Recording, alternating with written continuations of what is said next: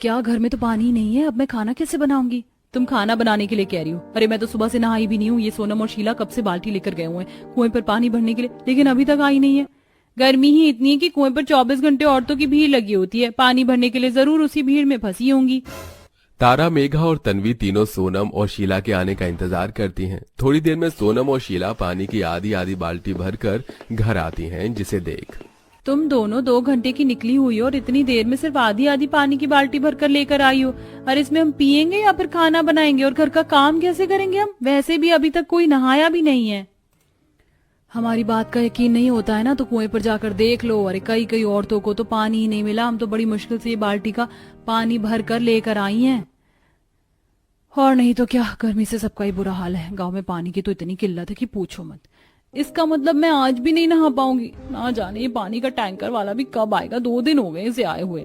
शायद कल आ जाए। कल सुबह हम सबको जल्दी उठना पड़ेगा, तभी टैंकर वाले से पानी भर पाएंगे। अगली सुबह 4 बजे ही सभी बहुएं उठकर मटके बाल्टी लेकर टैंकर के आने का इंतजार करते हैं। और गांव में जैसे ही पानी का टैंकर आता है तो सभी बहुएं पानी लेने लगती हैं। लेकिन कुछ ही सेकंड्स में गांव की औरतों की पानी की टैंकर के पास इतनी बड़ी भीड़ लग जाती है कि किसी बहू का ठीक से मटका नहीं भरता तो किसी की बाल्टी। जब से ये गर्मी का मौसम शुरू हुआ है तब से एक एक बूंद को तरस गए हम पानी की। आखिरकार कब तक इस पानी की किल्लत रहेगी? पूरे गांव में कुएं का पानी भी आधे से ज्यादा कम हो गया है और ना ही हमारे गांव में कोई तालाब नदी है। इस गर्मी के मौसम में गर्मी नहीं, हम गरीब लोगों की मौत आती है, मौत। सभी बहुएं उदास होकर घर जाती हैं और उस थोड़े पानी को ही बचाकर अपना गुजारा चलाती हैं। गर्मी के चलते गांव में सभी का बुरा हाल था। कहीं कोई पानी के लिए तरस रहा था तो कोई गर्मी से ही परेशान था। रात में भी गर्मी से सब परेशान है। कब खत्म होगा ये गर्मी का मौसम? अभी तो 3-4 महीने पड़े हैं भैया, जब तक तो ऐसे ही गुजारा करना होगा। मुझे तो लगता था कि आंगन में बैठकर खाना खाएंगे तो बाहर थोड़ी ठंडी ठंडी हवा चलेगी, लेकिन यहाँ तो रात में भी लू जैसी हवा चल रही है। इतनी गर्मी में तो ठीक से सोया भी नहीं जाता है। अरे पूरे गांव में सभी का यही हाल है। गर्मी से हर कोई परेशान है, किसी के चेहरे पर मुस्कान देखने को नहीं मिलेगी। जैसे जैसे दिन गुजरते हैं वैसे वैसे गर्मी का मौसम भी काफी ज्यादा बढ़ने लगता है। ऐसे ही एक दिन, एक तो बाहर इतनी धूप हो रही, ऊपर से खाना बनाने के लिए लकड़ियां भी खत्म हो गई। अब इतनी कड़ी धूप में जाकर जंगल से लकड़ियां लेकर आओ। कहाँ इतनी धूप में अकेली जाओगी? चलो मैं भी तुम्हारे साथ चलती हूँ। दोनों बहुएं धूप से बचने के लिए सिर पर गीला कपड़ा बांध लेती हैं और अब नजदीकी जंगल में लकड़ियां लेने के लिए जाती हैं। दोनों बहुएं जंगल से लकड़ियां चुन ही रही थीं कि तभी उन्हें वहां एक छोटा सा खरगोश दिखता है। मेघा देखो ना कितना प्यारा छोटा सा खरगोश है, क्यों ना हम इसे अपने साथ ले जाएं। पता है मुझे बचपन से खरगोश पालने का बड़ा शौक रहा है। बाकी लोगों को भी खरगोश काफी ज्यादा पसंद आएगा। चलो इसे पकड़ते हैं। मेघा और तारा जैसे ही उस खरगोश को पकड़ने के लिए उसके करीब जाती हैं कि तभी वो खरगोश इधर उधर भागने लगता है, जिसके चलते तारा और मेघा को भी उस खरगोश के पीछे भागना पड़ता है। उस खरगोश का पीछा करते करते तारा मेघा जंगल में थोड़ा आगे निकल जाती हैं। लगता है हम जंगल के अंदर कुछ ज्यादा ही आ गए हैं। अब क्या करें? तुम्हें रास्ता पता है हम कहाँ से आए थे? मुझे नहीं पता तारा, इस खरगोश के चक्कर में मैंने तो रास्ता ही नहीं देखा ठीक से। तारा मेघा जैसे ही थोड़ा सा आगे बढ़ती हैं तो उन्हें उस जंगल के पास ही एक बहुत बड़ा तालाब दिखता है, जिसे देख दोनों काफी हैरान हो जाती हैं। मुझे तो लगता था कि हमारे गांव में कोई तालाब नदी नहीं है, लेकिन यहाँ जंगल के पास कितना बड़ा तालाब है और इसका पानी भी कितना साफ है। यहाँ गर्मी भी नहीं लग रही है, पेड़ और तालाब होने की वजह से यहाँ कितनी ज्यादा ठंडक भी है। काश हमारा घर भी यहीं होता तो कितना अच्छा होता ना। न पानी की टेंशन होती और ना गर्मी से परेशान होते। तो क्यों ना हम लोग अपना घर यहीं बना ले। लेकिन मेघा ये होगा कैसे? यहाँ घर बनाना इतना भी आसान नहीं है और इस तालाब किनारे इतनी जगह भी नहीं है कि हम घर बना सके। लगता है तारा तुमने यहाँ के आसपास के पेड़ों को नहीं देखा। यहाँ के पेड़ काफी ज्यादा बड़े और चौड़े हैं। अगर हम चाहें तो इन पेड़ों के अंदर अपना घर बना सकते हैं। लेकिन हम भला इन पेड़ों के अंदर कैसे रह सकते हैं? घर बना भी लिया तो पेड़ों के अंदर रहना मुमकिन नहीं है। क्यों नहीं मुमकिन है तारा? ये पेड़ इतने बड़े हैं कि इनके अंदर 2 लोग आराम से रह सकते हैं। हमें बस 5 पेड़ के अंदर घर बनाने होंगे, फिर इनके अंदर हम अपने पतियों के साथ आराम से रह सकते हैं। और यहाँ तो तालाब भी है तो हमें पानी को लेकर भी ज्यादा टेंशन नहीं होगी। तुम्हारी बात में दम तो है, चलो चलकर बाकी लोगों को भी बताते हैं। दोनों बहुएं जैसे तैसे कर उस जंगल से बाहर आती हैं और घर आकर सारी बात बाकी लोगों और अपने पतियों को बताती हैं। और जब वो सब तालाब के किनारे आकर वहां का नजारा देखते हैं तो उन्हें भी काफी अच्छा लगता है। अरे ये जगह तो सच में काफी सुंदर और ठंडक भरी है। तुम लोगों ने सही कहा था, हमें यहाँ रहने में कोई दिक्कत नहीं होगी।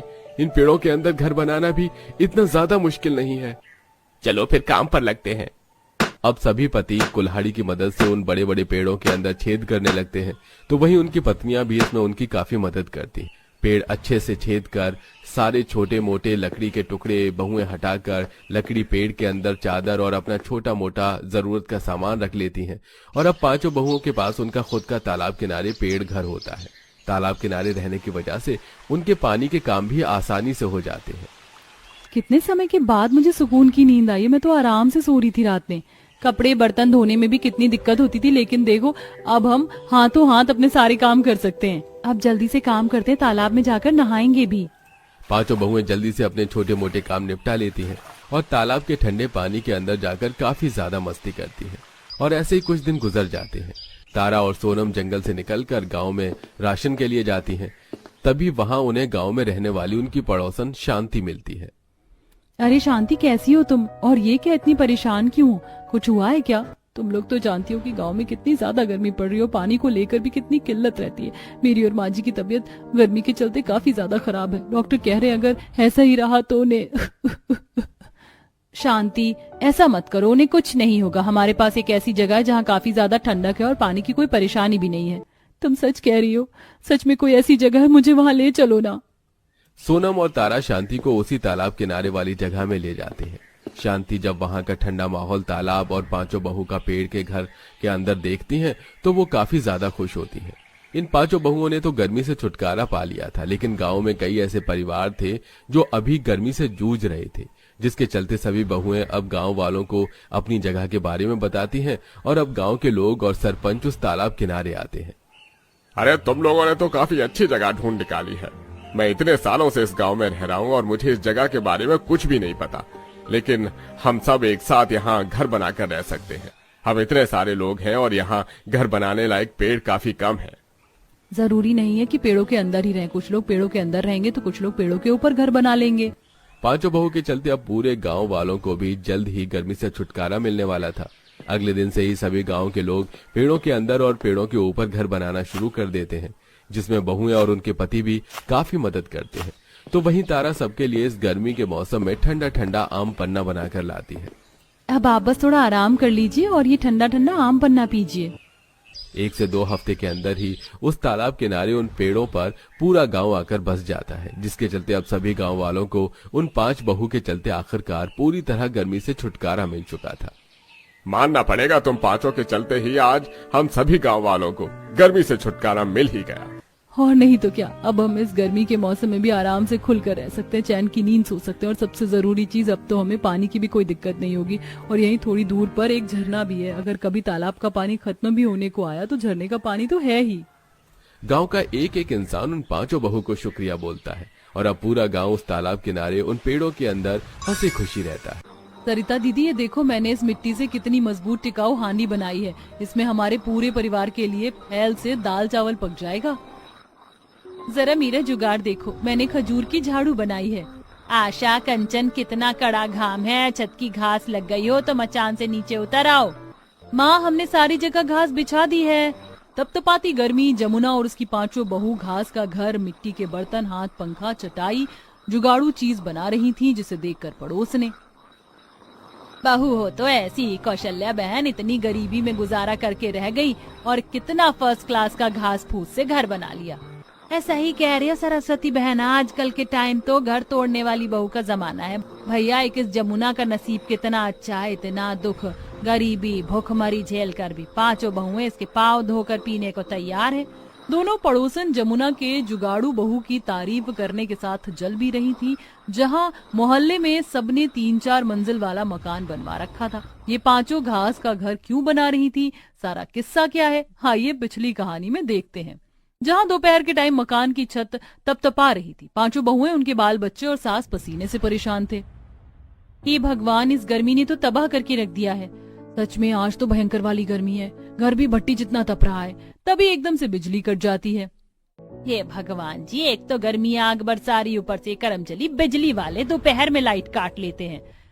लाइट गए 2-4 मिनट गुजरते ही गंगा की हालत खराब होने लगती है। माँ जी, मुझे बहुत ही बेचैनी सी हो रही है, जी भी मचल रहा है। गंगा बहू, तुझे 6वां महीना चढ़ गया है, घर में घमस ज्यादा है। चलो बहू, आंगन में चलकर बैठते हैं। दादी दादी, मैं भी चलूंगा। मैं भी चलूंगी दादी। हाँ हाँ मेरे प्यारे पोते पोती चलो। पसीने पसीने होकर सब आंगन में छांव देखकर बैठ जाते हैं। आंगन में थोड़ी राहत है, वरना घर के भीतर तो दिन रात भभका छाया रहता है। माँ जी, कुछ तो घर के अंदर गर्माहट इसलिए भी भरी रहती है क्योंकि एक ही कमरे के अंदर पूरे परिवार का पकाना, खाना, सोना सब कुछ होता है, इसीलिए गर्मी पास नहीं हो पाती। अगर हमारे पास भी 2 कमरे होते तो एक में रसोई घर होता, एक में सोते तो ठंडक रहती। बहू, तुम पांचों के पतियों की कमाई धमाई भी तो इतनी नहीं है, किसी तरह कमाते खाते जीवन गुजर रहा है। तेरे ससुर जी अगर भरी जवानी में नहीं गुजरे होते तो आज हमारी दशा इतनी गरीबी भरी नहीं होती। उनकी बड़ी इच्छा थी कि जब बहुएं शादी करके आएंगी तो सबके लिए अलग अलग कमरा, टॉयलेट, बाथरूम सब बनवाऊंगा। ये एक कमरा तैयार करवाया था, पता नहीं किसकी हाय लग गई उन्हें। कहते कहते जमुना फूट फूट कर रोने लगती है। तभी पांचों भाई आ जाते हैं। माँ, बच्चों, आप सब बाहर क्यों बैठे हैं? अजी, घर के अंदर लाइट नहीं है तो क्या करें? सब लोग अंदर चलिए, अड़ोसी पड़ोसी सब लोग देख रहे हैं, ऐसे अच्छा थोड़े लगता है। अरे सोहन, तू क्यों खिसिया रहा है? अपने आंगन में बैठकर हवा ही तो खा रहे हैं। तभी पड़ोसन सरस्वती अपने मंजिल वाले मकान से मजाक उड़ाती है। हाँ हाँ, तुम लोग ये गरम गरम लू खा सकते हो, एसी कूलर खरीदने की तो औकात नहीं है, 3rd क्लास चीप लोग। पड़ोसन के मजाक उड़ाने पर जमुना झगड़ जाती है। अरे ओ सरस्वती, 4 मंजिल वाला मकान बना लिया तो ज्यादा खुद पर ऐंठ मत। इंसान को अर्श से फर्श पर आने में टाइम नहीं लगता है। माँ, क्यों झगड़ा कर रही हैं? चलिए भीतर सब लोग। सब घर के भीतर आकर बैठ जाते हैं। अरे अब क्या मुहूर्त निकलवाना पड़ेगा खाना मांगने के लिए, भूख से जान निकल रही है, खाना दे दो। हाँ जी, बस निकालती हूँ। एक कमरे के चलते सबको खाने, सोने, पीने में दिक्कत परेशानी का सामना करना। तभी मोहन एक टुक रोटी तोड़कर खाते ही उगल देता है। थू, अरे ये रोटी किसने बनाई है? पूरी की पूरी किन किन सी लग रही है। आटा सानने से पहले छान दिया करो। मोहन जी, मैंने आटा अच्छे से छाल कर रोटी बनाई थी। दिन रात तो छत से मिट्टी गिरती रहती है, हम भी कितना ध्यान दें।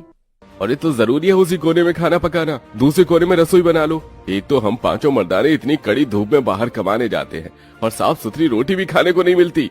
हाँ, जैसे हम बहुएं तो घर में रहकर झक मारती हैं, आप पांचों भाई हमें केवल राशन पानी लाकर देते हैं। इतनी चिलचिलाती गर्मी में चूल्हे पर एक दिन खाना पका कर देखिए, ना तो एक पक्का मकान है, ना रसोई है, ना घर में ढंग के 4 बर्तन है। अरे हमको आप पांचों भाई पेट में खिलाने के अलावा क्या सुख दे रहे हैं, बताइए। बहू बेटों के बीच में लड़ाई झगड़ा होते देखकर जमुना परेशान हो जाती है। हे भगवान, इन लुगाई मर्दों के रोज रोज के झगड़े से मेरा तो माथा पक गया है। पड़ोसी मुंह बाए हुए हैं, झगड़ा सुनने के लिए शांति बनाकर रखो थोड़ी और। सोहन मोहन, इस मकान को बने 30 साल से ऊपर हो गया है, इसको मरम्मत की जरूरत है। माँ, हमने सरकारी आवासीय योजना में फॉर्म भरा हुआ है। सरकार की तरफ से हमें घर और शौचालय बनाने के लिए पूरे 50,000 रुपए मिलेंगे। बस थोड़े दिन का दुख किसी तरह से और उठा लो, बस एक बार ठप्पा लग जाए पेपर पर। अजी, ये सरकार तो हर साल ऐसा झांसा देती है, लेकिन इस सरकार के झूठे वादे निकलते हैं। आप पांचों भाई अपनी मेहनत की कमाई से एक एक कमरे भी बनाएंगे तो 4-5 कमरे बन जाएंगे।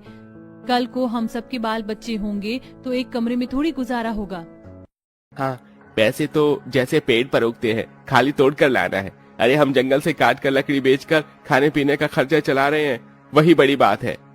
प्रमोद जी, देवर जी, आप सब भाई उस मुंशी को कारखाने में काम क्यों नहीं कर लेते? कम से कम महीने के आखिर में हाथ में तनख्वाह आएगी तो पूरे महीने हमें घर चलाने में दिक्कत परेशानी नहीं होगी, और घर चलाकर भी हम कुछ पैसे बचाकर घर में जरूरत की चीज, बर्तन, पंखा, फ्रिज वगैरह खरीद लेंगी। सरिता भाभी, हम पांचों भाई कोई हाथ पे हाथ धरकर बैठे नहीं हैं।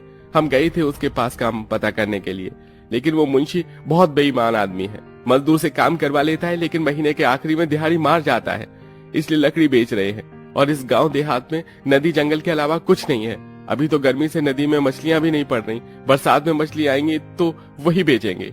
इसी तरह गर्मी में गरीब परिवार का दिन गुजर रहा था। रोजाना की दिनचर्या की तरह अगले दिन पांचों ईंधन के लिए सूखी लकड़ी पत्ते लेने जंगल आती हैं।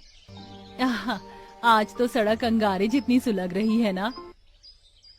हाँ जिज्जी, लेकिन देखो इस जंगल की घास कितनी ठंडक भरी है, बिछौने की भी जरूरत नहीं, इंसान ऐसे ही चैन से सो जाएगा। हमारा घर है, दिन रात कितना तपता।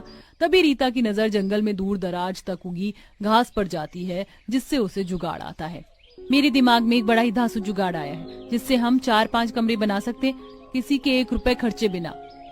मगर वो कैसे? इस घास से, यहाँ कितनी घास है। पुराने जमाने के लोग घास मिट्टी की मड़ई बनाकर रहते थे और हमारे मकान का कोई भरोसा नहीं कब टूट जाए, हर दीवार में दरार आ गई है। पांचों ताबड़तोड़ गर्मी में घास मिट्टी लकड़ी काटने में भिड़ जाती हैं और चिलचिलाती गर्मी में ही घर आकर काम चालू कर देती हैं।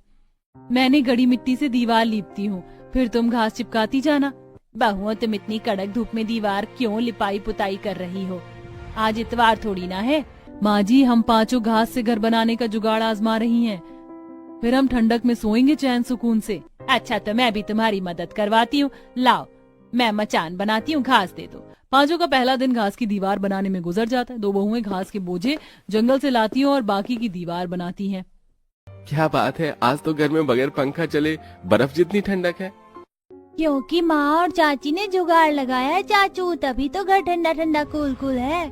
अगले दिन पांचों नए सिरे से काम करती हैं। इस बार वो सब जंगल के अलग भूभाग में जाती हैं।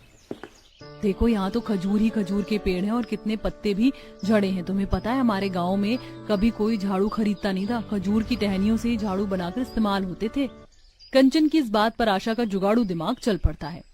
तो फिर ये डालियां ले चलते हैं, इससे अपने इस्तेमाल के लिए भी झाड़ू बना लेंगे और बाकी का झाड़ू बनाकर हम बेच भी सकते हैं। इसे कहते हैं आम के आम गुठलियों के भी दाम। इसी तरह पांचों जंगल का सदुपयोग करके घास से घर, पेड़ों के पत्ते से झाड़ू, पंखे, चटाई, बहुत कुछ बनाती है। तभी पानी पीते नंदू का मुंह कट जाता है। माँ, मेरा मुंह कट गया। नंदू, कितनी बार कहा है इस वाले ग्लास से पानी मत पिया करो, ये टूटा हुआ है। घर में एक ग्लास भी नहीं बचा है और इतने पैसे हैं नहीं कि टूटे फूटे बर्तन बदलकर नया खरीद लें। मगर टूटे बर्तन घर में पनौती होते हैं, इससे बरकत नहीं आती। क्यों ना हम मिट्टी के बर्तन बना ले। मिट्टी के बर्तन गर्मी में ठंडे रहते हैं, हमारा खाना भी बर्बाद नहीं होगा, अनाज की भी बचत होगी। रीता का मिट्टी से बर्तन बनाने का उपाय सबको पसंद आता है। वो हांडी, भगोना, कढ़ाई सब कुछ बनाती है। इसके बाद वो रसोई घर भी बनाती है। अब बारी टॉयलेट बनाने की थी, जिसमें पांचों के पति एड़ी चोटी का जोर लगा देते हैं। आंगन में इतना गहरा गड्ढा खोद दिया, लेकिन निकासी की होंदी नहीं बनेगी तो टॉयलेट सीट बिठाने का फायदा ही नहीं है, क्योंकि इतनी लंबी पाइप महंगी आएगी काफी। तभी कंचन कड़कड़ाती धूप में मोटा तना वाला बांस काट कर ले आती है। इससे पाइप का जुगाड़ हो जाएगा। ये बांस का सरकंडा पाइप के आकार का है। और रही बात टॉयलेट सीट बिठाने की, तो हम पत्थर का इस्तेमाल करेंगे इसके लिए। अब पांचों सड़कों से काफी पत्थर चुनकर ले आती हैं, जिससे टॉयलेट भी बन जाता है। और इसी प्रकार वो घास लकड़ी की मदद से 5 अलग अलग कमरे, बड़ी सी रसोई सब तैयार कर देती हैं। हमने मिलजुल कर अपना 5 कमरे वाला ससुराल तैयार कर लिया। अब हमें गर्मी में बिच्छम बिच्छे में नहीं सोना पड़ेगा। बाहू, ये तो तुम्हारी मेहनत का फल है, जो आज 1 कमरे से तुम्हें 5 कमरा कर लिया। 5 कमरे वाला ससुराल, रसोई, टॉयलेट बनाने की खुशी में पेड़ हमारे लिए पांचों जुगाड़ू बहुएं सबके लिए खीर